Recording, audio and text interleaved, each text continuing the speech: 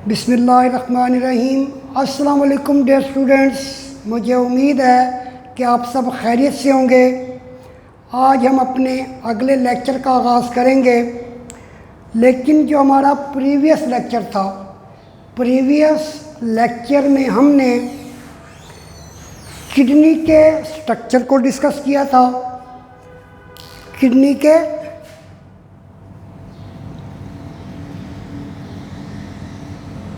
Structure को discuss किया था। इसी के साथ मैंने आपको मोस्ट इम्पॉर्टेंट शॉर्ट क्वेश्चन भी लिखवाया था, differentiate between cortical nephron and juxta medullary nephron. यानी हमने प्रीवियस लेक्चर में कॉर्टिकल नेफ्रॉन्स को डिस्कस किया था। Those nephrons which are located in cortical region of kidney is called cortical nephron। और फिर हमने जक्स्टा मेडुलरी नेफ्रॉन्स को डिस्कस किया था। जक्स्टा मेडुलरी नेफ्रॉन में जो रीनल कार्पसल और पीसीटी प्रॉक्सिमल कन्वोल्यूटेड ट्यूब्यूल, ये जो रीनल कार्पसल होगा वो कॉर्टेक्स में होगा, और जो पीसीटी है प्रॉक्सिमल कन्वोल्यूटेड ट्यूब्यूल, वो आउटर मेडुला में होगा, आउटर मेडुला में होती है। लेकिन जो जक्स्टा मेडुलरी नेफ्रॉन का जो लूप ऑफ हेनले होता है वो हमेशा इनर मेडुला में होता है। ये हमने प्रीवियस लेक्चर में डिस्कस किया था। और आज हम डिस्कस करेंगे स्ट्रक्चर ऑफ नेफ्रॉन। नेफ्रॉन के स्ट्रक्चर को डिस्कस करेंगे। एक छोटा सा फ्लो चार्ट बनाता हूँ। यानी जो नेफ्रॉन है, नेफ्रॉन के बेसिकली 2 पार्ट्स होते हैं। पहला जो है वो है रीनल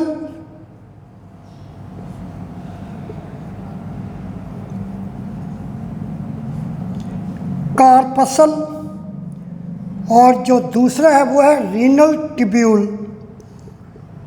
रीनल ट्यूब्यूल, जो रीनल कार्पसल है ये ट्यूब्यूलर नहीं है, नॉट ट्यूब्यूलर। और जो रीनल ट्यूब्यूल है ये पार्ट ट्यूब्यूलर है, ट्यूब की तरह है। डियर स्टूडेंट्स, अब जो रीनल कार्पसल है, रीनल कार्पसल के फिर 2 पार्ट्स हैं। रीनल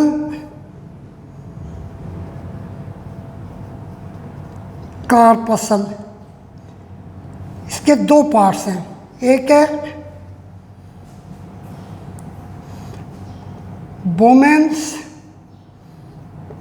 कैप्सूल, जो कि ट्यूब नुमा नहीं है, that is not a tube like. And the second one is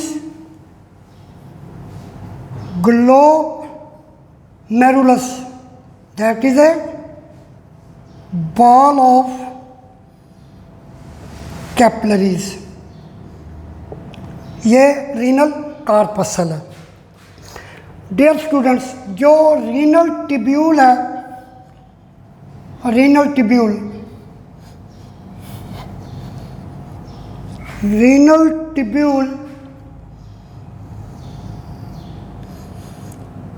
जो रीनल ट्यूब्यूल के पार्ट्स हैं, रीनल ट्यूब्यूल के जो पार्ट्स हैं वो पहला पीसीटी प्रॉक्सिमल कन्वोल्यूटेड ट्यूब्यूल, दूसरा लूप ऑफ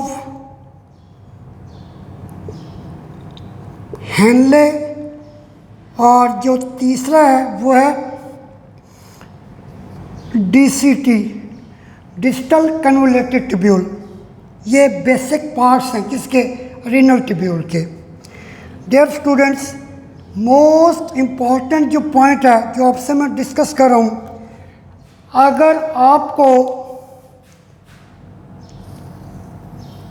किडनी का कोई भी एक टिश्यू दे दिया जाए, फॉर एग्ज़ाम्पल ये छोटा सा टिश्यू मैं काट कर आपको दे देता हूँ और आपसे कहता हूँ कि मुझे आप माइक्रोस्कोप के ज़रिए इसमें मौजूद नेफ्रॉन दिखाएं, तो कभी भी माइक्रोस्कोप की मदद से आप मुझे पूरी नेफ्रॉन नहीं दिखा सकेंगे, क्योंकि इस टिश्यू में आपको कुछ नेफ्रॉन के पार्ट्स नज़र आएंगे। हो सकता है आपको लूप ऑफ हेनले नज़र आ जाए, हो सकता है इसमें लूप ऑफ हेनले हो सकता है इसमें पीसीटी हो सकता है इसमें डीसीटी हो। कभी भी टिश्यू के अंदर आप पूरी नेफ्रॉन को नहीं देख सकते। इसलिए जब नेफ्रॉन का स्ट्रक्चर बनाया गया था उस वक़्त किडनी को रैंडमली काटा गया था, रैंडमली डायसेक्ट किया गया था, रैंडमली इस तरीके से। ये किडनी, इसको रैंडमली काटा गया था, रैंडमली इस तरह से, ये रैंडमली इसको काटने के बाद फिर इसके एक एक पार्ट को, यानी एक एक हिस्से को, ये काफ़ी सारे इसके पार्ट्स बन गए हैं। अब इनके पार्ट्स को माइक्रोस्कोप के नीचे स्टडी किया था, देखा गया था, तब जाकर नेफ्रॉन का स्ट्रक्चर बना था। इसलिए मैं फिर बात दोहराता हूँ कि अगर आपको किडनी का कोई भी टिश्यू दे दिया जाए तो आप उसमें से पूरी नेफ्रॉन को नहीं देख सकते। इसलिए किडनी को रैंडमली काटा गया था, काटने के बाद इसके एक एक पार्ट को स्टडी किया गया था, तब जाके नेफ्रॉन का स्ट्रक्चर बना था। डियर स्टूडेंट्स, हम अपने लेक्चर का आगाज़ बिस्मिल्लाहिर्रहमानिर्रहीम से कर चुके हैं। अब हम शुरू करते हैं structure of nephron. Structure of nephron के अंदर पहला जो पार्ट है वो है renal tubule, renal corpuscle. Renal corpuscle, renal कहते हैं किडनी को और कार्पसल कहते हैं माइन्यूट बॉडी, छोटी बॉडी, जिसका लफ्ज़ी मतलब है। तो रीनल कार्पसल में टू मेन स्ट्रक्चर है। पहला है बोमेन कैप्सूल और दूसरा है glomerulus. बोमेन capsule is discovered by sir William woman. Bowman capsule को सर विलियम बूमैन ने डिस्कवर किया था, अब उन्हीं के नाम पर है बोमेन्स कैप्सूल। इसका जो दूसरा नाम है इसे रीनल कैप्सूल भी कहते हैं, ये याद रखना है। एमडी कैट के लिहाज से मोस्ट इम्पॉर्टेंट पॉइंट है ये। एमसीक्यूज कैसे आ सकता है, an other name of Bowman capsule is, तो दूसरा नाम क्या है, renal capsule. It is a cup shaped swelling in the inner side of each nephron, यानी ये कप शेप स्वेलिंग है, यानी ये इनर कप शेप, इस तरह से ये इनर कप शेप अंदर की जानिब, यानी हर नेफ्रॉन में एक कप शेप स्वेलिंग है, कप की तरह स्वेलिंग, इनर साइड बिल्कुल अंदर की जानिब ये स्वेलिंग है, इसे हम बोमेन कैप्सूल कहते हैं। अब यहाँ पर ये जो आपको स्ट्रक्चर नज़र आ रहा है, ये वाला स्ट्रक्चर, ये वाला जो स्ट्रक्चर है, मैं इसको यहाँ पे कर देता हूँ। ये स्ट्रक्चर है बोमेन कैप्सूल, बोमेन्स कैप्सूल। ये इनर कप शेप्ड स्वेलिंग है, कप की तरह, जैसे कप होता है, कप के बाहर की जानिब, कप के अंदर की जानिब खाली जगह होती है, बाहर से फूला हुआ होता है। इट इज़ इनर साइड, बिल्कुल अंदर की जानिब स्वेलिंग है, कप शेप की तरह। बोमेन कैप्सूल कहते हैं इसको। अब ये जो बोमेन कैप्सूल है, ये पूरा बोमेन कैप्सूल है, ये बोमेन कैप्सूल, ये जो बोमेन कैप्सूल है ये इनर कप शेप्ड स्वेलिंग है। और ये जो बोमेन कैप्सूल है ये ख़ास तौर पर सिंपल स्क्वेमस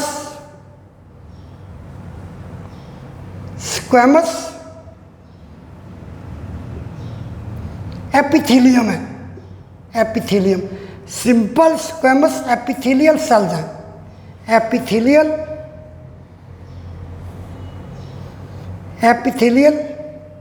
सेल्स हैं, सिंपल स्क्वेमस एपिथेलियल सेल्स हैं। डियर स्टूडेंट्स, उसके बाद है ग्लोमेरुलस। ग्लोमेरुलस सिंगुलर है, जो प्लूरल है वो ग्लोमेरुली है। अब ये जो बोमेन कैप्सूल है, ये बोमेन कैप्सूल, ये जो बोमेन कैप्सूल है, बोमेन कैप्सूल के अंदर क्या है? बोमेन कैप्सूल के अंदर एक नेटवर्क है कैपिलरीज का, यानी अ बॉल ऑफ कैपिलरीज, एक कैपिलरीज का गुच्छा है। इस कैपिलरीज के गुच्छे को हम ग्लोमेरुलस कहते हैं। नेटवर्क ऑफ कैपिलरीज ये कहलाता है ग्लोमेरुलस।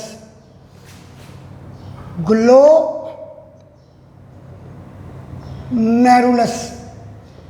नेटवर्क ऑफ कैपिलरीज है।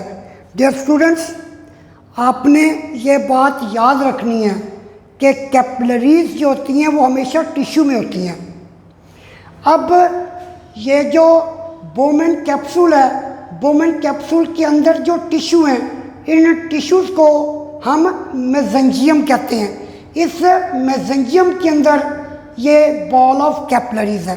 दोबारा बात समझाता हूँ कि जो कैपिलरीज होती हैं वो हमेशा टिश्यू के अंदर होती हैं, इसलिए बोमेन कैप्सूल के अंदर की जानिब जहाँ पर ग्लोमेरुलस है वहाँ पर बहुत ज़्यादा सेल्स हैं। ये ब्लू कलर के सेल नज़र आ रहे हैं आपको, ये ब्लू कलर के क्यूब शेप, त्रिकोण शेप, यूँ ट्रायंगुलर हिस्सा के सेल, ये जो सेल नज़र आ रहे हैं ये इन्हें मेसेंजियम कहा जाता है। इस मेसेंजियम के अंदर ये बॉल ऑफ कैपिलरीज लोकेटेड है, क्योंकि कभी भी ब्लड कैपिलरीज टिश्यू के बगैर नहीं होती, हमेशा ब्लड कैपिलरीज टिश्यू के अंदर होती हैं। इस तरह ये जो बोमेन कैप्सूल है, बोमेन कैप्सूल के अंदर मेसेंजियम है, मेसेंजियल सेल्स हैं। इन मेसेंजियल सेल्स के अंदर ये नेटवर्क ऑफ कैपिलरीज है जिसे ग्लोमेरुलस कहा जाता है। डियर स्टूडेंट्स, अब ये जो ग्लोमेरुलस है, ग्लोमेरुलस के बाहर ये ब्लैक कलर के, ये ब्लैक कलर के, ये ब्लैक कलर के, ये ब्लैक कलर के, ये ब्लैक कलर के, ये जो ब्लैक कलर के सेल्स हैं इन्हें पोडोसाइट कहते हैं। ये ख़ास किस्म के सेल्स हैं। इन पोडोसाइट के दरमियान में खाली जगह है, ये खाली जगह है, यानी पोडोसाइट कंटेन्स इंटरसेलुलर स्पेसिस, यानी ये जो पोडोसाइट्स हैं इनके दरमियान इंटरसेलुलर स्पेसिस हैं। इसलिए जैसे ही ग्लोमेरुलस से प्लाज्मा बाहर निकलता है, वो प्लाज्मा की यहाँ पर फिल्ट्रेशन होती है, यानी वो प्लाज्मा हमेशा इन इंटरसेलुलर स्पेसिस से बाहर निकलता है। दोबारा बात समझाता हूँ, क्योंकि ग्लोमेरुलस की जो ब्लड कैपिलरीज हैं ये पोरस हैं। पोरस होने की वजह से और दूसरा ब्लड प्रेशर की वजह से यहाँ से ब्लड कैपिलरी से प्लाज्मा लीक आउट होता है, और ये प्लाज्मा जो होता है ये पोडोसाइट के दरमियान, ये जो खाली जगह हैं पोडोसाइट के जो सेल्स हैं इनके बिल्कुल दरमियान में, ये दरमियान में ये इंटरसेलुलर स्पेसिस हैं, इनसे प्लाज्मा लीक आउट होकर ये रीनल ट्यूब्यूल में आ जाता है। जैसे प्लाज्मा रीनल ट्यूब्यूल में आ जाता है उसे हम ग्लोमेरुलर फिल्ट्रेट कहते हैं। डियर स्टूडेंट्स, अब हम डिस्कस करेंगे Bowman capsule surround a ball of capillaries called glomerulus. जो बोमेन कैप्सूल है, बोमेन कैप्सूल सराउंड करता है बॉल ऑफ कैपिलरीज को, इसे हम ग्लोमेरुलस कहते हैं। डियर स्टूडेंट्स, ग्लोमेरुलस के बाद जो अगला पार्ट है उसे हम पीसीटी कहते हैं, प्रॉक्सिमल कन्वोल्यूटेड ट्यूब्यूल। प्रॉक्सिमल का मतलब होता है शुरू वाला हिस्सा, यानी पहली बलदार नाली, यानी रीनल कार्पसल के बाद जो पहली बलदार नाली है, इस पहली बलदार नाली को हम प्रॉक्सिमल कन्वोल्यूटेड ट्यूब्यूल कहते हैं, PCT. PCT means proximal convoluted tubule. After Bowman capsule और tubule come, this tubule is called proximal convoluted tubule. Bowman capsule leads into highly convoluted tubule. जो बोमेन कैप्सूल है वो एक बहुत ही बलदार नाली में, कन्वोल्यूटेड बलदार नाली में खुलता है। इस बलदार नाली को प्रॉक्सिमल कन्वोल्यूटेड ट्यूब्यूल कहते हैं, पीसीटी कहा जाता है। डियर स्टूडेंट्स, पीसीटी के बाद ये देखें, ये सारी पीसीटी है, ये पीसीटी, ये पीसीटी, ये पीसीटी के बाद ये लूप ऑफ हेनले आता है, यानी PCT Leeds into loop of Henley. मैंने पहले भी बताया है अपने प्रीवियस लेक्चर में, इसे हम loop of Henley, loop of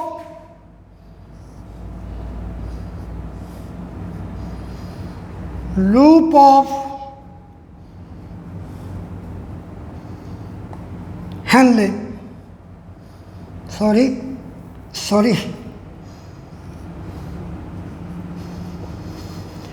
loop of Henley. Loop कहते हैं यू शेप्ड, ये यू शेप्ड है। और हेनले क्यों कहा जाता है? क्योंकि इसको जिसने डिस्कवर्ड किया था उसका नाम था फ्रेडरिक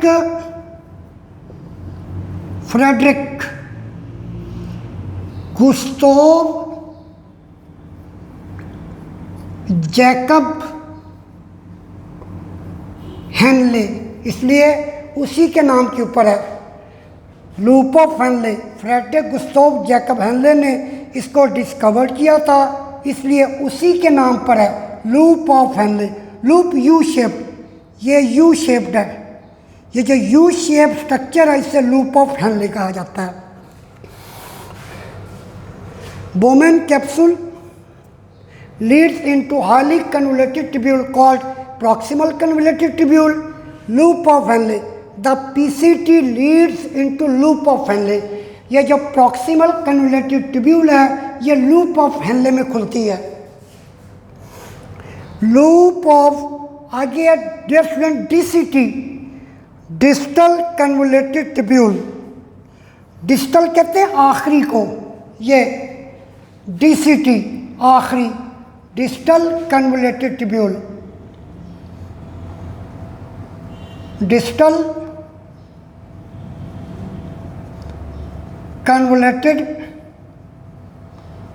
ट्यूब्यूल। डिस्टल आखिरी जो बलदार नाली है जो कि कलेक्टिंग डक्ट में खुलती है, हम इसे डिस्टल कन्वोल्यूटेड ट्यूब्यूल कहते हैं। Loop of Henley Leeds into, जो लूप ऑफ हेनले है ये लूप ऑफ हेनले ये डीसीटी में खुलता है, और जो Leeds into distal convoluted tubule which open in collecting duct. और जो डीसीटी है ये कलेक्टिंग डक्ट में खुलती है, और जो कलेक्टिंग डक्ट है ये कलेक्टिंग डक्ट, ये कलेक्टिंग डक्ट, कलेक्टिंग डक्ट, और collecting duct open into pelvis. जो कलेक्टिंग डक्ट है वो पेल्विस में खुलती है। पेल्विस का मैंने आपको मतलब बताया था, लफ्ज़ी मतलब। पेल्वस कहते हैं वॉश बेसन को, ग्रीक में wash basin, wash basin, wash basin. Dear students, अब ब्लड सप्लाई टू नेफ्रॉन, पहले डायग्राम की मदद से समझते हैं, उसके बाद फिर हम इसको रीड करेंगे।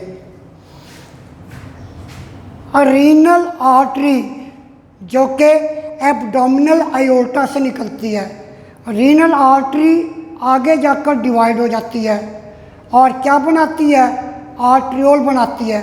उस आर्ट्रियोल को हम कहते हैं आफरेंट आर्ट्रियोल। काफ़ी सारे आफरेंट आर्ट्रियोल बनते हैं। आफरेंट आर्ट्रियोल, आफरेंट कहते हैं लाने वाला, वो आर्ट्रियोल जो ब्लड लेकर आए।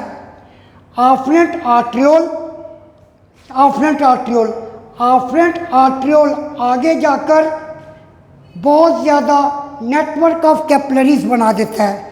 ये जो नेटवर्क ऑफ कैपिलरीज है इसे ग्लोमेरुलस कहा जाता है। अब आफरेंट आर्ट्रियोल के ज़रिए जो ब्लड है वो ग्लोमेरुलस में आता है, नेटवर्क ऑफ ब्लड कैपिलरीज में आता है। यहाँ पर फिल्ट्रेशन के बाद वो जो ब्लड है वो वापस आता है। वापस किसके ज़रिए आता है, इफरेंट आर्ट्रियोल के ज़रिए आता है।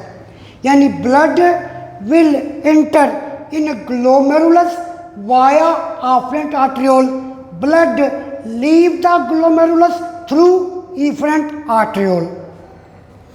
Blood enters in glomerulus through afferent arteriole, afferent blood को लाने वाला, and leave it through efferent arteriole, और glomerulus से निकलता है efferent arteriole के जरिए। efferent ब्लड को आगे ले जाने वाले, afferent लाने वाला, efferent आगे ले जाने वाला। पेरीटिब्यूलर कैपिलरीज, अब पेरी कहते हैं अराउंड को, ग्रीक में, ग्रीक जबान में पेरी कहा जाता है अराउंड, इर्द गिर्द, अराउंड। आफरेंट आर्ट्रियोल जो होता है ये आगे जाकर बहुत ज़्यादा तादाद में ब्लड कैपिलरीज बना देता है, और ये जो ब्लड कैपिलरीज हैं ये डीसीटी को भी सराउंड करती हैं और साथ पीसीटी को भी सराउंड करती हैं और साथ डीसीटी को भी सराउंड करती हैं। अब ये जो कैपिलरीज हैं इन्हें हम पेरीटिब्यूलर कैपिलरीज कहा जाता है। Peritubular capillaries, peri around, tube के इर्द गिर्द कैपिलरीज जो लफ्जी मतलब है। आफरेंट आर्ट्रियोल डिवाइड होता है बहुत ज़्यादा डेंस नेटवर्क ऑफ कैपिलरीज में, और ये जो कैपिलरीज हैं ये पीसीटी को भी सराउंड करती हैं, इसके साथ साथ ये डीसीटी को भी सराउंड करती हैं। इस वजह से इन्हें कहा जाता है peritubular capillaries. Dear students, the afferent arteriole that leaves the glomerulus, afferent arteriole जो कि ग्लोमेरुलस से निकलता है, again divide into another network of capillaries. अब ये यहाँ पर afferent arteriole डिवाइड हो गया है बहुत सारी ब्लड कैपिलरीज में, ये ब्लड कैपिलरी, ये ब्लड कैपिलरी, ये ब्लड कैपिलरी, ये ब्लड कैपिलरी, ये ब्लड कैपिलरी, ये ब्लड कैपिलरी, यहाँ पर ये ब्लड कैपिलरी, ये ब्लड कैपिलरी, ये ब्लड कैपिलरी, ये ब्लड कैपिलरी। यानी ये जो ब्लड कैपिलरीज हैं जिन्होंने पीसीटी को और डीसीटी को सराउंड किया हुआ है, इसे हम पेरीटिब्यूलर कैपिलरीज कहते हैं। Which surround PCT and DCT called peritubular capillaries, इन्हें हम पेरीटिब्यूलर कैपिलरीज कहते हैं। पेरी कहा जाता है अराउंड, इर्द गिर्द। Dear students, most important point जो है, और ये मोस्ट इम्पॉर्टेंट शॉर्ट क्वेश्चन भी है। शॉर्ट क्वेश्चन क्या है? शॉर्ट क्वेश्चन है what is Vasa रेक्टा। Short question मैं लिख देता हूँ यहाँ पर, आप इसे अपनी नोटबुक के ऊपर इसका आंसर लाजमी लिखिएगा, बल्कि उसे ज़हनशीन कर लें। शॉर्ट क्वेश्चन है और ये एग्जामिनेशन पॉइंट ऑफ व्यू से मोस्ट इम्पॉर्टेंट है। Short question, what is Vasa अरेक्टा?